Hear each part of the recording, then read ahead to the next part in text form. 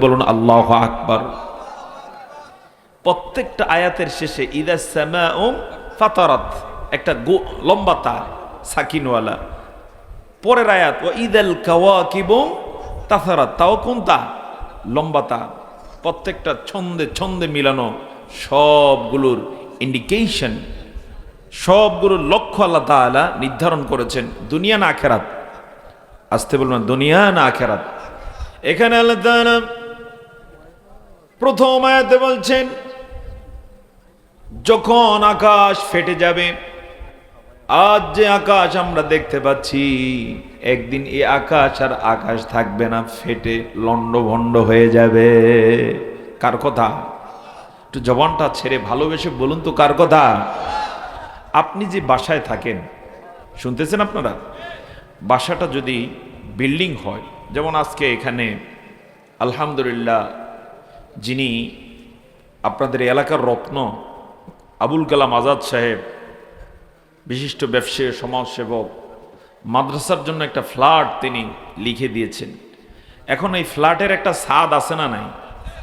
যদি আশঙ্কা থাকে যে ছাদটা ফেটে যাবে অমুক সময়ে, তাহলে বলেন তো যত সুন্দর ফ্ল্যাটই হোক ওই ফ্ল্যাটে কেউ থাকবে? ভাড়াটিয়া থাকবে? দূরে যাওয়ার দরকার নেই। আমরা যে শামিয়ানার নিচে বসছি, যদি আশঙ্কা থাকে যে শামিয়ানাটা এই কিছুক্ষণের মধ্যে পড়তেছে মাথার উপরে, তাহলে একটা সতর্কতা আমাদের থাকবে নাকি থাকবে না? কি বলেন, থাকবে নাকি থাকবে না? একটু এবার খোলা চোখ দিয়ে তাকান, আমাদের মাথার উপরে আছে এক বিশাল আকাশ। কি আছে? বিশাল আকাশ। এত বিশাল যে তার কোনো কুল কিনারা নাই। সে আকাশটা একদিন ফেটে যাবে। কার কথা? আসতে বলবেন না কার কথা? দ্বিতীয় নম্বরে তিনি বলছেন ওয়াইদাল কাওয়াকিবু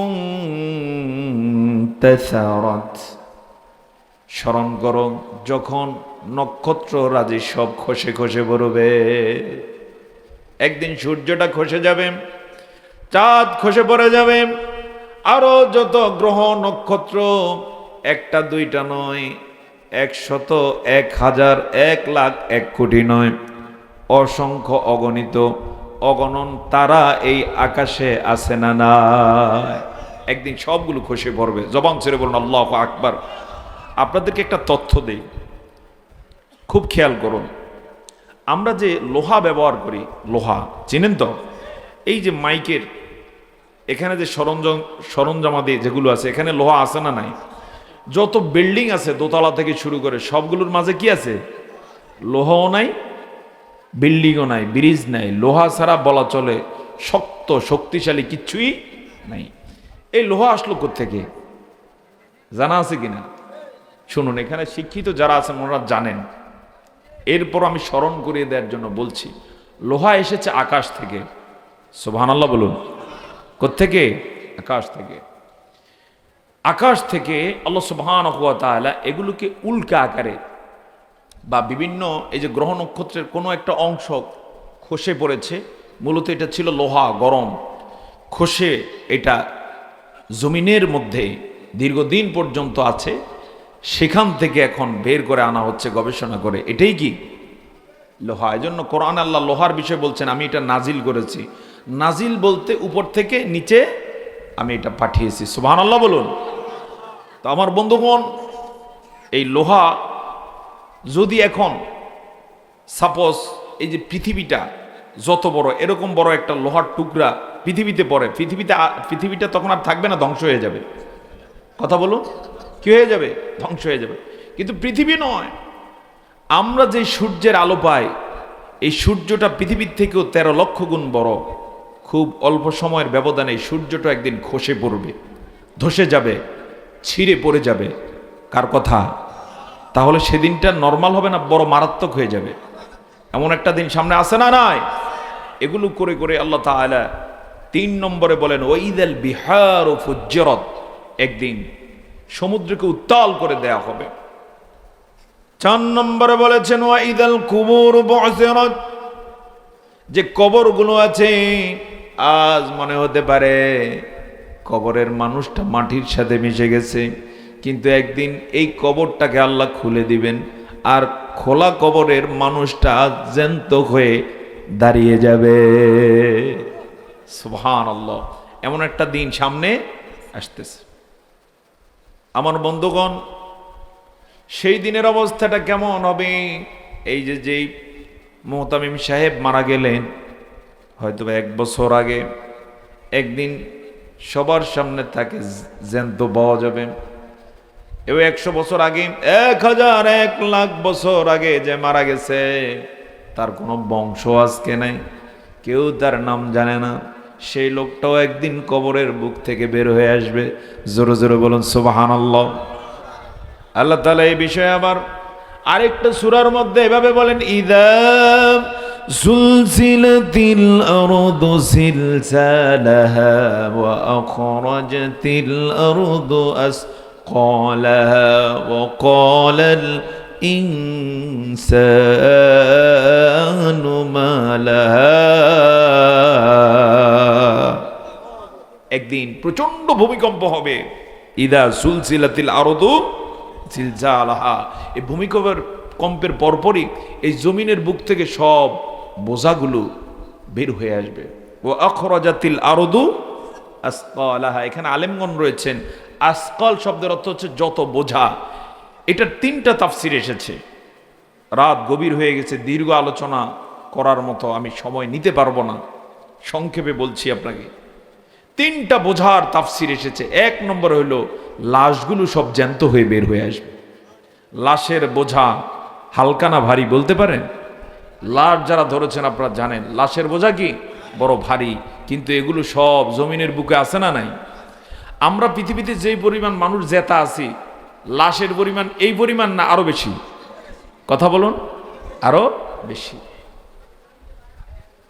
আজ আমরা জীবিত রয়েছি, একদিন আমরাও থাকবো না। আমাদের পরের ঠিকানা কোথায়? আমাদের পরের ঠিকানা কোথায়? কবর। সুবহানাল্লাহ। এই বিষয়ের গভীরতা কত মারাত্মক আমি সেই দিকে যাব না, কিন্তু এটাই বুঝতে চেষ্টা করুন, আমাদের পরের ডেস্টিনেশন হচ্ছে কোথায়? কবর। এই কবরটা কারো হয়তো বা লক্ষ্মীপুরে হবে, কারো হয়তো বা এই দেশে হবে না, কারো কবর কোথায় হবে এক আল্লাহ ছাড়া কেউ জানে না। একদিন সবগুলো কবর থেকে সকলকে আল্লাহ তাআলা জ্যান্ত আকারে বের করে নিয়ে আসবে। 2 নম্বরে, বৃষ্টি হচ্ছে না? আচ্ছা, তাহলে আমরা তো আলোচনা,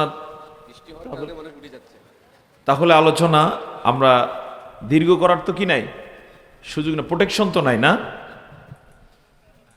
আচ্ছা, কি করা যায় তাহলে? হ্যাঁ, সহনীয় আছে। আল্লাহ তাআলা রহম করুন, বলি আল্লাহুম্মা আমিন। এমনি আলোচনা আমরা দীর্ঘ করব না, আল্লাহ তাআলা যেন রহম দিয়ে সহজ করে দেন। সকলে বলি আল্লাহুম্মা আমিন। আমি আসতেও দেখে এসেছি, ঢাকায় বৃষ্টি ছিল, নারায়ণগঞ্জে বৃষ্টি ছিল। আমি এই জন্য জিজ্ঞেস করছি নারায়ণগঞ্জ যখন পার হচ্ছে আপনাদের ওখানে কি অবস্থা, বললো বৃষ্টি নাই। কিন্তু এখন তো সেটাই দেখতে পাচ্ছি। আল্লাহ তাআলা ইজি করে দিন, যেটাতে কল্যাণ আছে সেটাই আল্লাহ দান করুন। সকলে বলে আল্লাহুম্মা আমিন।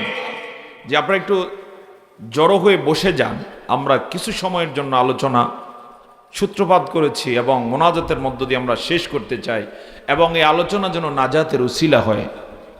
আল্লাহুম্মা আমিন বলুন। তো সম্মানিত ভাই সব, 3 প্রকারের বোঝা এই জমিনের পেটের মধ্যে আছে। এক প্রকার কি বললাম? লাশ। কি? লাশ। এখানে আপনারা যারা আছেন, আপনার আমার অসংখ্য অগণিত আত্মীয়র নিউজ আমরা জানি, যার এন্তেকালের পরে অনেক আমরা বেদনা বিদুর জীবন যাপন করেছি, যাকে হারিয়ে দিনকে দিন কেঁদেছি। যখন কিয়ামতের সময় চলে আসবে, তারা আমাদের চোখের সামনেই জ্যান্ত হবে, আমরা তাদেরকে দেখতে পাবো। সুবহানাল্লাহ। এই বিষয়টা কেমন হতে পারে সেই ভালো বুঝবে যার কলিজার টুকরা কোনো আত্মীয় হয়তো বা ইন্তেকাল করেছে।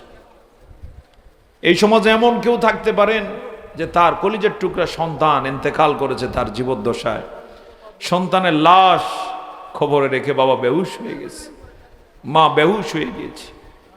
একদিন এই সন্তানকেও মা তার কাছে পাবে। সুবহানাল্লাহ বলবেন না? 2 নম্বরে, এই জমিনের মধ্যে বোঝা আছে স্বর্ণের, হীরার, বিভিন্ন মূল্যবান রত্নের, যেগুলো আমরা দেখি না। যেখানে আপনি আমি বসা আছি এখানেও থাকতে পারে। আল্লাহ আকবার বলুন।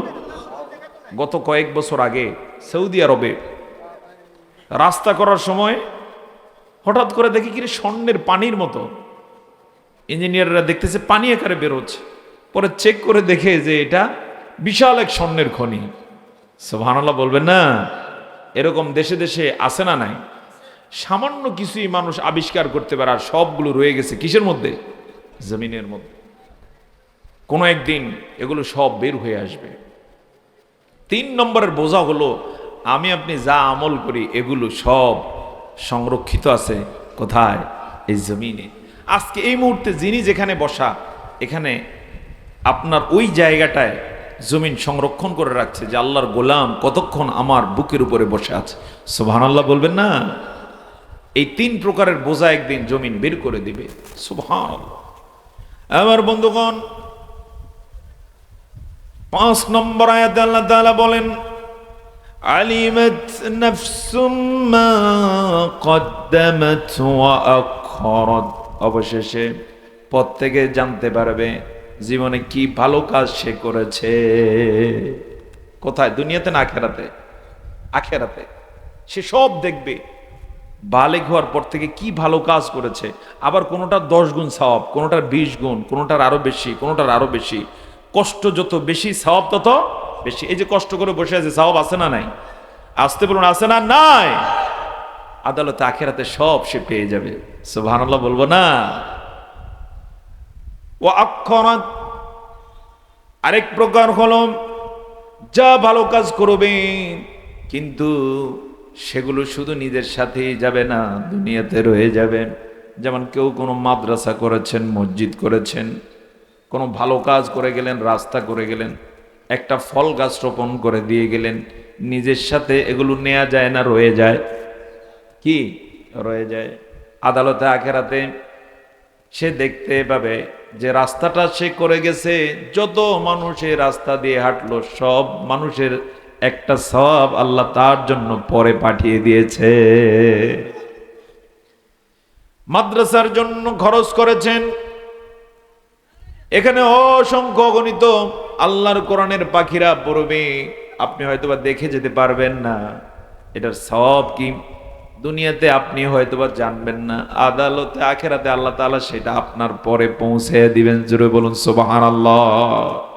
সেদিন কেমন হবে যদি এমন কিছু পাওয়া যায় যে আমি কল্পনাও করি না, কিন্তু তার চেয়ে বেশি আমার জন্য উপহার হিসেবে আল্লাহ দিয়ে দিয়েছে। সুবহানাল্লাহ। পক্ষান্তরে কিছু আমল আছে যেগুলো আল্লাহ পছন্দ করতেন না। আদালতে আখিরাতে কেউ যদি দুনিয়াতে এগুলো করে যায়, ওখানে তার তিরস্কার, তার সাজা ভোগ করার দরকার আছে না? না, সেটাও সে ভোগ করতে বাধ্য হবে। আমার বন্ধুগণ, এক পর্যায়ে আল্লাহ তাআলা বলেন, ইয়া আইয়ুহাল ইনসানু মা গররাকা বিরাব্বিকাল কারীম الذي خلقك فسواك فعدلك في أي سورة ما شاء ركبك। হে মানুষেরা, কে তোমাকে তোমার সম্মানিত রব সম্পর্কে গাফেল করে দিল? তিনি তো তোমার সেই রব, আল্লাযী খলাকাকা, যিনি তোমাকে সৃষ্টি করেছেন, ফাসাওয়াকা, সুশোভিত করেছেন, ফাদালাক, সুসামঞ্জস্যশীল করেছেন। তোমার যেমন চেহারা দরকার তিনি সুন্দর আকারে তেমন একটা চেহারা তোমাকে দান করেছে। আমাদের এই চেহারা দিয়েছেন কে? নাকি বাপ মায়? যার যে চেহারা, যে স্বাস্থ্য, কার দেয়া নেয়ামত, এটা তিনি পছন্দ করে দিয়েছেন না অপছন্দ? সুবহানাল্লাহ বলুন। আজকে আপনাকে মনে হতে পারে আপনি মোটা, মনে হতে পারে খাটো, কিন্তু আল্লাহ তাআলা এটাই আপনার জন্য পছন্দ করেছেন। সুবহানাল্লাহ বলুন। আল্লাহ যেটা পছন্দ করছেন সেটাতে কল্যাণ আছে না? নাই? আসতে বলবেন, আছে না? নাই? অনেকে মনে করতে পারেন যে মোটা মানুষ কেউ পছন্দ করে না, কিন্তু আমি দুইজনের উদাহরণ দেব, এই দুই উদাহরণ দেখেই আপনি বুঝবেন অবশ্যই পছন্দ করে। এক নম্বর উদাহরণ দেব, সন্তান যেমনই হোক না কেন মায়ের কাছে তার মর্যাদা, ভালোবাসা, মায়ের কাছে তার আলাদা একটা সম্মান আছে না নাই? মা সন্তানকে ভালোবাসে না কি বাসে না? অল্প অল্প না, অনেক, অকল্পনীয়। এবার বলছি আপনাকে, মায়ের ভালোবাসায় কোনো ধরনের খাদ, কোনো ধরনের ত্রুটি আছে কি? দুই নম্বর উদাহরণ দেব, তার সন্তানের কাছে সে অনেক প্রিয়। ওই সন্তান, যে সন্তানটা এখনো অবুঝ, বাবার চেহারা যেমনই হোক না কেন, তার মায়ের চেহারা যেমনই হোক না কেন, সন্তান তার মা এবং বাবাকে ভালোবাসে নাকি বাসে না? অল্প নাকি অনেক? সেখানে কোনো শর্ত আছে নাকি? হ্যাঁ, স্বার্থ আছে নাকি? নিঃস্বার্থ এই নিষ্পাপ সন্তান তার বাবাকে ভালোবাসে, মাকে ভালোবাসে।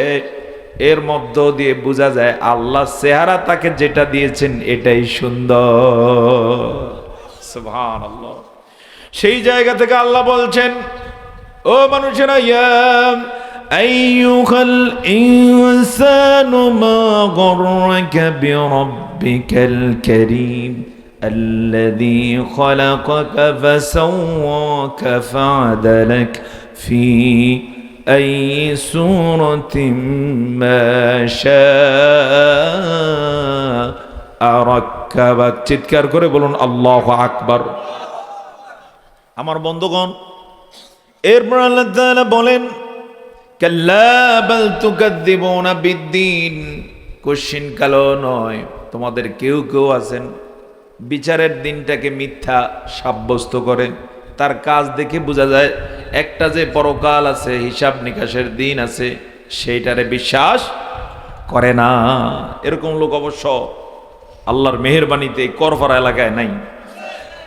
যদি থেকে থাকে, আজকের এই মাহফিল থেকে বিনয়ের সাথে তাকে বলে যায়, ভাই সাবধান হও, এখনো সময় আছে, নচেত আল্লাহর ধরা হালকা হয় না, অনেক ভয়াবহ হয়। আসতে হালকা না, অনেক ভয়াবহ। শিক্ষা গ্রহণ করো। 15.5 বছরে যারা গোটা দেশকে তামা করে ফেলার চক্রান্ত করেছিল, মনে করছিল 41 সাল পর্যন্ত থাকবে, আমরা দেখতে পেলাম রাতে রাদারে দিনের বেলা সব পালিয়ে গিয়েছে।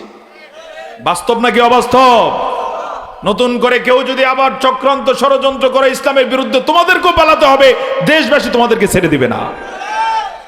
আর এটা তো দুনিয়ার নরমাল একটা বিচার, চূড়ান্ত বিচার দুনিয়াতে না আখিরাতে।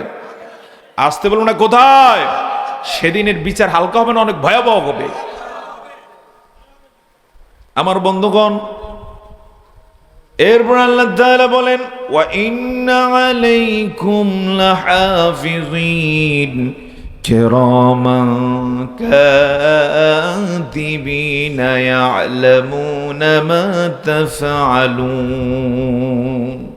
তোমাদের সবার উপরই সংরক্ষক আছে। আমাদের সবার সাথে আলাদা ফেরেশতা আছে না নাই? আমরা যা করি ফেরেশতারা সেগুলো সব লেখেন, সব সেগুলো রেকর্ড করে রাখেন। দুই কাজে দুইজন কি আছেন? কি নাম তাদের? কেরামান। এই কেরামান কাতিবিন নাম নাকি এগুলো ফেরেশতাদের কার্যক্রম বলতে পারেন? হ্যাঁ, কার্যক্রম। কিন্তু লোকেরা মনে কেরামান একজন, কাতিবিন একজন। আসলে এখানে আলেমরা আছেন, ওনারা জানেন কেরামানে কাতিবানে দুইজন সম্মানিত ফেরেশতা, লেখক, দুইজন সম্মানিত লেখক। একজন ডান কাঁধে, আরেকজন কোন কাঁধে? ডান কাঁধের ফেরেশতা কি লেখেন? নেকের কাজ। আর বাম কাঁধে? সেক্ষেত্রে দেখো, সারা জীবন তারা আমাদের সাথে আছে, কিন্তু কোনোদিন কথা নাই। দেখো, যারা বিড়ি খাওয়ার অভ্যাস আছে, সিগারেট খাওয়ার, পান খাওয়ার অভ্যাস আছে, তারা যদি কোনো মতে অন্তত একজনের সাথে কথা বলার সুযোগ পাইতো, তাহলে পান খাওয়া বা বিড়ি খাওয়ার অফার দিয়ে মোটামুটি নিজের পক্ষ করে নিতে পারত। বাস্তব না? কারণ বিড়িখোর যারা, পান যারা খাওয়ার অভ্যাস আছে, এদের বন্ধু বান্ধবের কি নাই? অভাব নাই। এরা অল্পতে মানুষকে পটায় ফেলতে পারে। বাস্তব না অবাস্তব? যারা এই অভ্যাসে অভ্যস্ত তারা বোঝেন, এটা অন্যরা এত বুঝবেও না। তো কোনো মতে যদি আল্লাহর ফেরেশতাদের সাথে জীবনে একদিনও সাক্ষাৎ পাইতো, তাহলে বলতে একটু আমার দিকে খেয়াল রাখেন আর এক খিলি পান খেয়ে দেন। কিন্তু এমন বিষয়, আল্লাহ তাআলার এমন প্রযুক্তি, কোনোদিন কথা হবে না, দেখা হবে না, কিন্তু রেকর্ড আছে না নাই তাদের? ইয়ালামুনা মা তাফআলুন, সব কিছু তারা জানেন। এই যে এখানে বসছি কয় ঘন্টা আমাদের হিসাব থাকবে না, কিন্তু ফেরেশতার হিসাব আছে না নাই? কয়বার আল্লাহ বলছি, রাসূল সাল্লাল্লাহু আলাইহি ওয়াসাল্লাম শানে দরুদ পড়লাম, কয়টা চোখের পলক দিলাম, নেকের কাজে না পাপের কাজে, সব তাদের কাছে রেকর্ডেড। সুবহানাল্লাহ বলুন। শুধু তাই না, সূরা কফের 18 নম্বর আয়াত আল্লাহ বলেন, মা ইয়ালফিজু মিন কওলিন ইল্লা লাদাইহি রাকিবুন আতীদ। একটা শব্দ যদি উচ্চারণ করি, ও লক্ষ্মীপুরবাসী খেয়াল করুন, দিনে রাতে প্রকাশ্যে গোপনে সামনে পিছে যেখানে যত শব্দ আপনি উচ্চারণ করেছেন, প্রত্যেকটা শব্দ সংরক্ষণের জন্য আলাদা ফেরেশতা দায়িত্ব পালন করতেছে। সুবহানাল্লাহ। এই জন্য এখন থেকে মুখের ভাষা কোরআনের ভাষা হবে, মুখের ভাষা ভালো ভাষা হবে। রাজি আছে কিনা ইনশাআল্লাহ?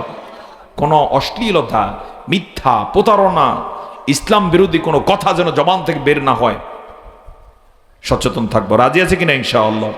সকলে বলুন আল্লাহুম্মা আমিন। আরো জোরে বলুন আল্লাহুম্মা আমিন। আলোচনা আর দীর্ঘ করতে চাচ্ছি না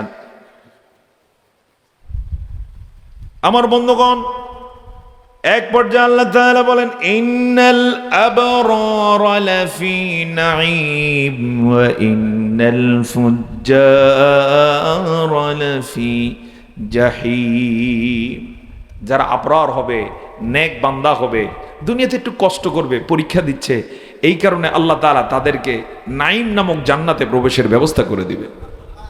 এমন জান্নাত, সেখানে আর কোনো টেনশন নাই, কোনো কিছুর অভাব সেখানে নাই। সুবহানাল্লাহ বলবো না? আরে পৃথিবীতে যারা এই সামান্য 2, 4, 5 বছর 10 বছরের ক্ষমতার জন্য মিথ্যা কথা বলল, ওদেরকে যদি এই আয়াতের তাফসীর শোনানো হতো, ওরা যদি শুনতো, আমি বিশ্বাস করি এগুলো বাদ দিয়ে আল্লাহর জান্নাত, নাঈম জান্নাতের জন্য প্রস্তুতি গ্রহণ করত। কথা বলুন ঠিক না? কিন্তু কে শোনাবে কারে? নেতাও যেমন, কর্মীও তেমন। নেতারা যদি গুলি সামনে নিয়ে বলা হয় সূরা ফাতিহা বলুন, সুন্দর করে সূরা ফাতিহাটা পড়তে পারে না। এরকম নেতা অবশ্য লক্ষ্মীপুরে নাই, সেটাও আছে। ও লক্ষ্মীপুরবাসী, জীবনের বিরাট সময় পার করে দিয়েছেন, খেয়াল করেন নাই। আগামীর দিনে 1টা ঘন্টা সময় ইসলামের বিপক্ষে যায়, এভাবে আর করবেন না। রাজি আছেন কিনা ইনশাআল্লাহ? বরং কিছু করুন, নেক বান্দাদের মতো কাজ করুন, তাহলে কিসমত খুলে যাবে। কিসমত খুলে দিবেন কে? ইন্নাল আবরারা লাফি নাঈম। পক্ষান্তরে নেক বান্দাদের কাতারে না আসে, ইসলামের পক্ষে কথা না বলে যদি দুনিয়ার জীবন পার করে দেওয়া হয়, তাদের পরিচয় আল্লাহ দিচ্ছেন, ওয়া ইন্নাল ফুজ্জারা লাফি জাহিম। ফুজ্জার যারা হবে, পাপাচারী যারা হবে, সালাতে তাকে পাওয়া যায় না, যাকাত দেয় না, ইসলামের পক্ষে কথা বলে না, মুসলমান পরিচয় দেয় ঠিকই, নির্বাচনের আগে সাক্কা টুপি মাথায় দেয় ঠিকই, নির্বাচনের পর আর তার নামাজে পাওয়া যায় না। অবশ্যই এই জাতীয় লোক তো এলাকায় নেই, তাও আছে। কোনটা নাই তাইলে? সব আছে। এরকম যারা হবে লাফি জাহিম, আল্লাহ তাআলার ভাষ্য হচ্ছে তার ঠিকানা হবে কোথায়? জাহিম। কোথায়? জাহিম। জাহিমের একটা বর্ণনা হাদিস থেকে আপনাদেরকে দিচ্ছি, শুনতেছেন আপনারা? একদিন নবী করিম সাল্লাল্লাহু আলাইহি ওয়াসাল্লাম বসা, হঠাৎ করে একটা বিকট আওয়াজ হলো, নবীজি চমকে উঠলেন। নবীজির সামনে জিবরাইল আলাইহিস সালাম ছিলেন। বললেন, জিবরাইল, কিয়ামত শুরু হয়ে গেল? জিবরাইল বললেন, না ইয়া রাসূলুল্লাহ, বরং পৃথিবীর মতো সাইজের একটা পাথর পৃথিবীর সৃষ্টির আগে জাহিমের কিনার থেকে আল্লাহ তাআলা জাহিমের মধ্যে নিক্ষেপ করেছেন। হাজার হাজার লক্ষ লক্ষ কোটি কোটি বছর পর্যন্ত নিচের দিকে যাচ্ছিল সেই পাথর, আজকে সেটা গিয়ে তলায় আঘাত করেছে। ওই আওয়াজটাই আপনি শুনতে পেয়েছেন। আল্লাহু আকবার বলবো না? তাহলে কি হালকা একটা জাহিম নাকি ভয়াবহ একটা জাহিম? সেই জাহিমের মধ্যে থাকবে তারা ফাসিক, ফুজ্জার, নাফরমান, আল্লাহর সাথে নাফরমানি করবে যারা। জোরে বলুন নাউযুবিল্লাহ। আল্লাহ তাআলা বলছেন, ইয়াসলাউনাহা ইয়াউমাদ্দিন, সেদিন ওখানেই তারা ঢুকতে হবে, অন্য কোনো পথ তাদের জন্য খোলা নেই। ওয়ামা হুম আনহা বিগাইবিন, সেখান থেকে বাঁচতে পারবে না। নাফরমানির কাজ করে কোনো মতে পার পেয়ে যাবে এমন কোনো সুযোগ নাই। যে যা আমল করছে সে আমল তার গলায় ঝুলিয়ে দেয়া হবে। আজকে এমন অনেকে আছে অন্যায় করছে, হত্যা মামলার আসামি, কিন্তু পুলিশের সাথে আতাত করে পার পেয়ে গেছে। এরকম ডাকাইতে আমাদের দেশে আছে না নাই? অর্থাৎ ঢেকে গেল, এখানে বিচার হয়তো বা কেউ করবে না, কিন্তু আল্লাহর আদালত, ওখানে ভাগার সুযোগ আছে যে টাকা দিয়ে পার পেয়ে যাবে? কোনো সুযোগ নাই। ফেরেশতারা কি খালতো ভাই? কথা বলুন, ফেরেশতারা কার আদেশ মানেন? আল্লাহ তাআলার আদেশের আলোকেই তারা ফয়সালা করে ফেলবেন। ওমা হুকুম আনহা বিগাইবিন। এক পর্যায়ে আল্লাহ তাআলা বলেন, ওমা আদরাকা মা ইয়াউমুদ্দিন, সুম্মা মা আদরাকা মা ইয়াউমুদ্দিন। তোমার কি জানা আছে সেই বিচারের দিনটা কি হবে? ইয়াউমা লা তামলিকু নাফসুন লিনাফসিন শাইআ ওয়াল আমরু ইয়াউমাইযিন লিল্লাহ।